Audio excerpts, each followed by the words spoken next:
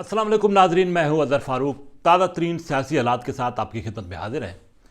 حکومت نے سابق وزیر اعظم عمران خان کو بالآخر گرفتار کرنے کا فیصلہ کر لیا ہے۔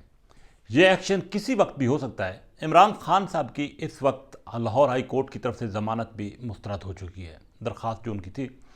تو اب اس بات کا قوی امکان ہے کہ حکومت عمران خان کو گرفتار کرنے جا رہی ہے۔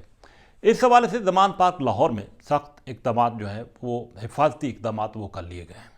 دوسری طرف صدر پاکستان عارف علوی نے الیکشن کمیشن کو ایک اہم ترین خط لکھ دیا ہے، جس میں الیکشن کمیشن سے کہا ہے کہ وہ انتخابات کی تاریخ کے حوالے سے مشاورت کریں۔ 20 تاریخ کو طلب کیا ہے، مدعو کیا ہے چیف الیکشن کمشنر کو صدر مملکت نے۔ سب سے بڑی اور اہم خبر یہ ہے کہ سابق وزیر اعظم عمران خان کے گرد گھیرا تنگ کرنے کا فیصلہ کیا گیا ہے۔ حکومت کوشش تو یہ کر رہی ہے کہ عمران خان کو گرفتار کیا جائے۔ ان کی چونکہ ضمانتیں کینسل ہو چکی ہیں اسلام آباد سے، اور لاہور ہائی کورٹ نے بھی حفاظتی ضمانت نہیں دی، جس کی وجہ سے عمران خان کو گرفتار کرنے کا فیصلہ کیا گیا ہے۔ لیکن دوسری طرف پاکستان تحریک انصاف نے اس پر شدید رد عمل ظاہر کیا ہے۔ پی ٹی آئی کی قیادت زمان پارک میں موجود ہے، کارکنوں کی بہت بڑی تعداد بھی زمان پارک کے باہر موجود ہے، اور وہ یہ عزم رکھتی ہے کہ عمران خان کو کسی طور پر بھی گرفتار نہیں ہونے دیا جائے گا۔ پی ٹی آئی یہ سمجھتی ہے کہ موجودہ حکومت انتقامی کارروائیوں پر اتر آئی ہے، اور الزام بھی لگا رہی ہے کہ حکمران انتقامی کارروائیوں کی وجہ سے عمران خان کو نشانہ بنا رہے ہیں۔ اس وقت صورتحال یہ ہے کہ موجودہ حکومت بھی انتہائی مشکلات میں گر چکی ہے۔ ملک میں مہنگائی اتنی زیادہ ہو چکی ہے کہ عام آدمی پریشان ہے، اور حکومت انتخابات سے بھاگ رہی ہے۔ مسلم لیگ نواز اور پی ڈی ایم نے ضمنی انتخابات کا بائیکاٹ کر دیا ہے۔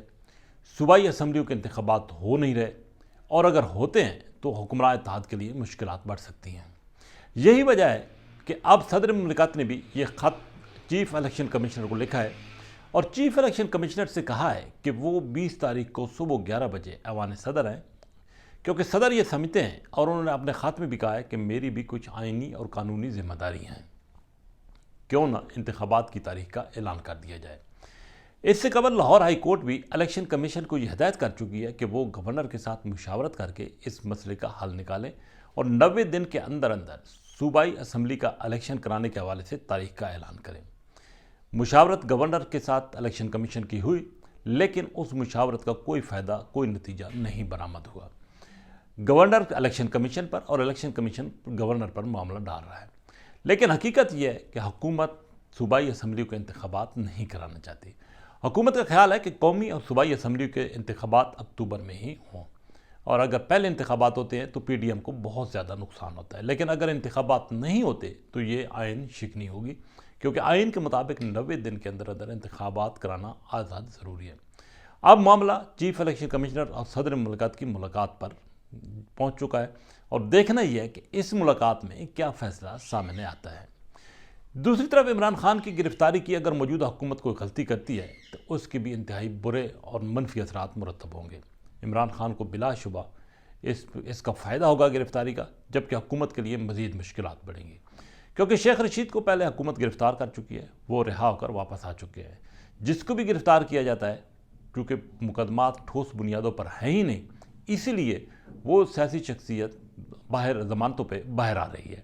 تو حکومت ہر طریقے سے گر چکی ہے۔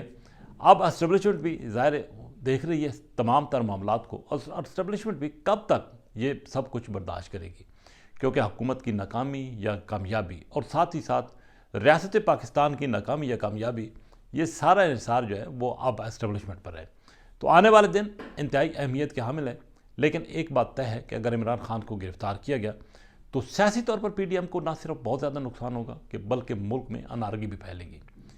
دو ایشوز جو ہے وہ اب آنے والے دنوں میں اہمیت اختیار کر گئے ہیں، ایک صوبائی اسمبلیوں کے انتخابات، اور دوسرا عمران خان کی ممکنہ گرفتاری۔